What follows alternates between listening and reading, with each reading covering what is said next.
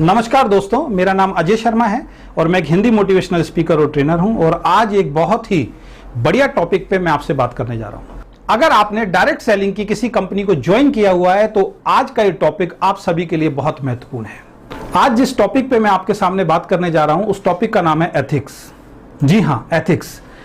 मैं आपसे पूछना चाहता हूं, जब भी आप किसी कंपनी को ज्वाइन करते हैं या कोई भी व्यक्ति कभी भी किसी भी डायरेक्ट सेलिंग कंपनी को ज्वाइन करता है तो मैं देखता हूं वो कंपनी से बहुत सारी गारंटी मांगता है, जैसे कि कंपनी चलेगी या नहीं चलेगी, कंपनी भाग तो नहीं जाएगी, कंपनी मेरा पे आउट देगी या नहीं देगी, या कंपनी में मेरा भविष्य सुरक्षित है या नहीं है। जाहिर सी बात है, आपने भी जिस कंपनी को ज्वाइन किया होगा इस तरीके के सवाल आपने अपनी अपलाइन या कंपनी मैनेजमेंट से पूछे होंगे। लेकिन दोस्तों, इसके विपरीत मैं आपसे कुछ पूछना चाहता हूं। जिस तरीके से आप कंपनी से गारंटी मांगते हैं कि कंपनी चलेगी या नहीं चलेगी, कंपनी आपका पे आउट देगी या नहीं देगी, कंपनी में आपका फ्यूचर सुरक्षित है या नहीं है, क्या कभी कंपनी ने आपसे कोई गारंटी मांगी है? जी हां, क्या कभी कंपनी ने आपसे कोई गारंटी मांगी है? जिस तरीके से आप कंपनी से गारंटी मांगते हैं उस तरीके से आपको भी कुछ गारंटी कंपनी को देनी पड़ेगी। आप कंपनी से पूछते हैं कि कंपनी कब तक चलेगी, इसके विपरीत अगर कंपनी आपसे पूछे कि आप कंपनी में कब तक चलेंगे तो कैसा रहेगा?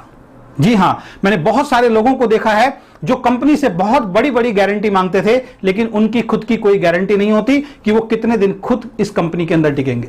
क्योंकि बहुत सारे लोगों की आदत होती है बंदरों की तरह उछल कूद करना, कभी इस पेड़ पे, कभी उस पेड़ पे, कभी इस डाल पे, कभी उस डाल पे।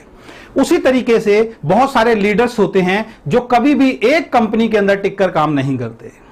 आज इस कंपनी का प्लान दिखाते हैं, कुछ दिन बाद उस कंपनी को छोड़ के किसी और कंपनी में चले जाते हैं, उसके बाद उस कंपनी को छोड़ के किसी और कंपनी में चले जाते हैं। ना तो वो कभी सफल हो पाते हैं और ना ही उनकी फेस वैल्यू रहती है। दोस्तों, एक बात हमेशा ध्यान रखना, दुनिया में पैसा किसी भी तरीके से कमाना, लेकिन इस तरीके से मत कमाना कि पैसा तो बहुत आए लेकिन आपकी फेस वैल्यू खराब हो जाए। दोस्तों, दुनिया के अंदर सबसे महत्वपूर्ण चीज होती है फेस वैल्यू। तो आप जिस भी कंपनी के अंदर आज काम कर रहे हैं तो सबसे पहले आपको अपनी गारंटी देनी पड़ेगी कि आप कंपनी में कब तक टिके रहेंगे। दूसरी बात, आप कंपनी में पूछते हो कि कंपनी में आपका भविष्य सुरक्षित है या नहीं है।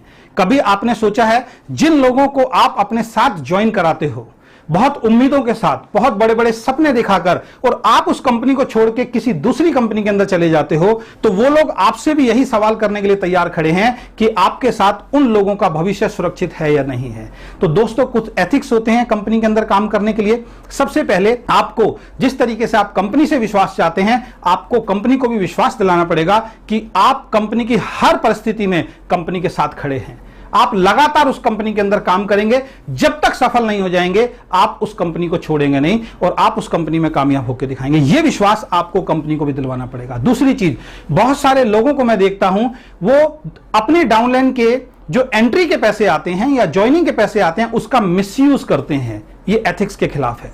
अगर आपकी कोई भी डाउनलाइन आपको प्रोडक्ट के लिए पैसा देती है, अगर आपकी कोई भी डाउनलाइन आपको ज्वाइनिंग के लिए पैसा देती है तो आपका कर्तव्य बनता है एक अच्छी अपलाइन होने के नाते कि आप उसकी पेमेंट कंपनी के अंदर टाइम से डिपॉजिट कराएं, जिससे उसको टाइम से प्रोडक्ट मिले या उसकी ज्वाइनिंग टाइम से डले। बहुत सारे लोग पैसों का मिसयूज करते हैं जिससे टीम के अंदर बिलीव सिस्टम खत्म हो जाता है और सारा दोष लोग कंपनी के ऊपर लगाते हैं कि कंपनी गलत है। गलती हमारी होती है और दोष कंपनी के ऊपर लगता है, और जब कंपनी के ऊपर दोष लगेगा तो कंपनी का नाम तो खराब होगा, साथ में आपका और हमारा भी करियर पूरी तरीके से खराब हो जाता है।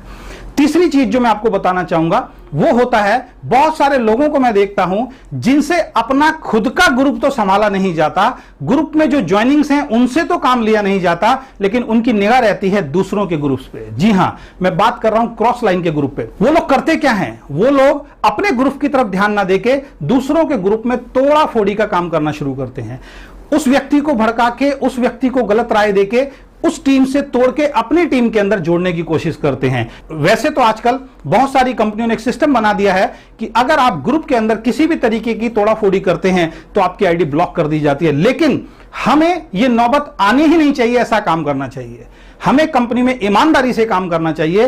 कोई भी किसी के ग्रुप का भी हो, है तो हमारे परिवार में, है तो हमारी कंपनी में, तो आप कभी भी किसी के भी ग्रुप के सदस्य को तोड़ने की कोशिश ना करें, उसको अपनी टीम में जोड़ने की कोशिश ना करें। बल्कि अगर कोई व्यक्ति आपके पास आता भी है अपनी अपलाइन से परेशान होके, अपनी टीम से परेशान होके, तो आप उसको बैठा के प्यार से समझाइए। क्योंकि जब तक हम एक हेल्दी माहौल अपनी कंपनी के लिए नहीं बनाएंगे, एक अच्छा माहौल हम अपनी कंपनी के लिए नहीं बनाएंगे, तो हम बहुत बड़ा काम नहीं कर सकते हैं।